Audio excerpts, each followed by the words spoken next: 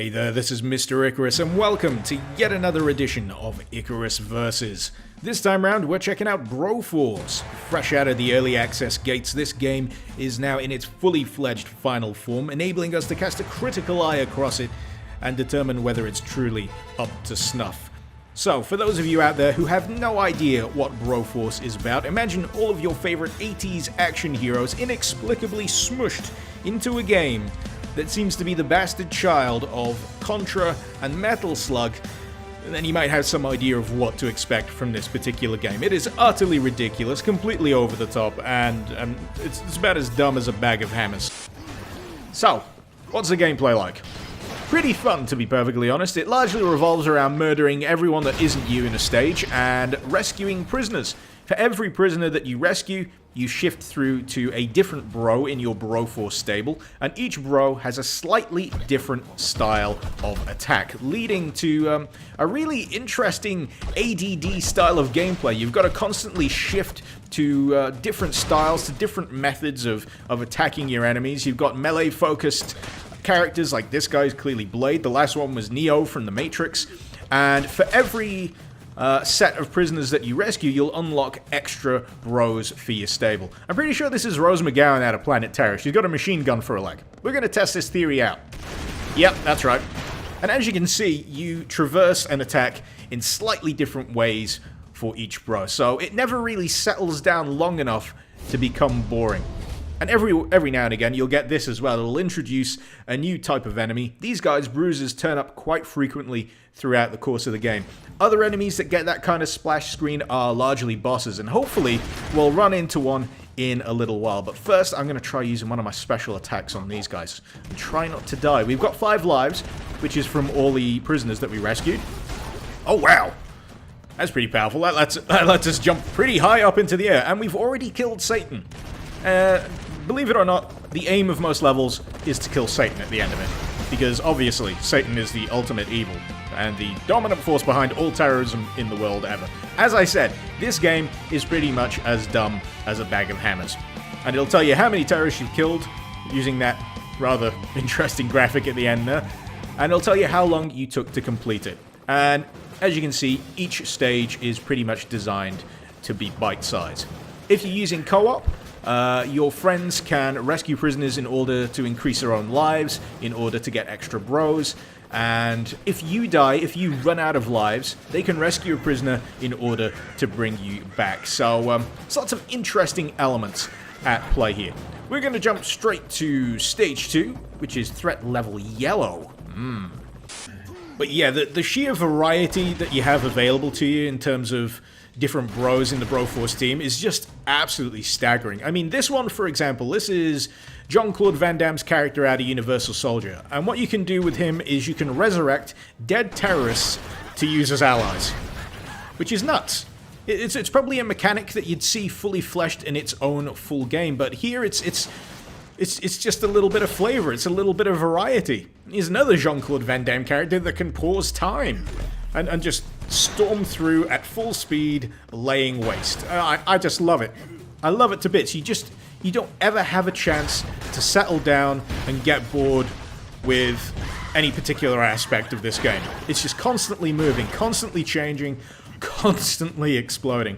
In fact, I'd probably say that one of the problems, if you could even call it a problem, is that occasionally Broforce can get a little too chaotic, and as a result you can just completely lose track of what the hell is supposed to be going on screen, leading naturally to some inexplicable and kind of frustrating deaths. But as you can see, death is kind of treated more like a minor inconvenience more than anything. It's just right back to the next checkpoint, and you just plow on. You don't lose any progress, you don't lose any carnage that you've already generated. There's just no room for pausing, no room for a breather, and that's why I'm really happy that most of these stages are as bite-sized as they are. Otherwise, I would just be completely overwhelmed and worn out if they were any longer than they are. Cool, we got Neo again. This can probably show as a cool ability. If we get these guys to try and shoot at us, which they're not, because there's a freaking closed door. Here we go. That's pretty cool. I don't use it too often because it's just more fun to punch him in the face. Visually, it does the job. A lot of people might think it's overly simplistic, especially when you compare it to classics like Metal Slug, but I suppose it's kind of a trade-off for the kind of game they wanted to create, really, to facilitate that kind of mayhem and destructibility that makes each level feel so cathartic to play through. In fact, the styling actually makes a hell of a lot more sense when you realize that this game actually includes a level editor, which is absolutely nuts, because this game is absolutely chock full with content as it is. I mean, 1/3 through, the game changes theme, and all of a sudden you're dealing with an alien infestation, and after that, you're dealing with the forces of hell. Like I say, the game just never wants you to get bored, and to that end, you can create your own levels, create your own campaigns, share them with your mates through the Steam Workshop. It's a game that never wants to end. A game that just wants to entertain the ever-loving crap out of you, and I gotta say, I think it succeeds on that front. Definitely succeeds on that front. And hopefully, I'm about to actually run up against the boss. I said I wanted to show you at least one of the boss battles earlier on in this video, and I'm pretty sure I'm nearly there any second now. Here we go, we are up against Terracopter. This is one of the first major boss battles that you come up against in Broforce, and I think the thing that I like most about these boss battles is that they work really well alongside the destructible environments. They eat away at any cover you might have and force you to just really keep moving. And they also highlight the fact that not every bro is the best bro for the job, which is why we're now switching over to Planet Terra's Rose McGowan with a machine gun leg. I'm gonna dodge these bombs and try and get a little bit of height, because she can fire downwards and glide across like so. Oh, we just about missed. I'm gonna give it another try.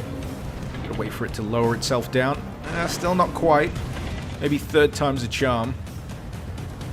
Hey! Oh wait, no. Helicopter blades also seem to kill you. Okay, I should have remembered that. I'm gonna see if the Rocketeer can deal a little bit of damage. I'm gonna dodge. Ah! Okay, we weren't quick enough, but that's okay. We've got Neo. And I think I've got a little idea of how best to use him. Because that Gatling gun attack, I'm pretty sure we can reflect that against him and deal a crap ton of damage. So let's see if we can get it working. Here we go. Oh yeah! Actually, that's a... Wow! I didn't expect it to do quite that much damage. Wow, that was pretty effective. Victory!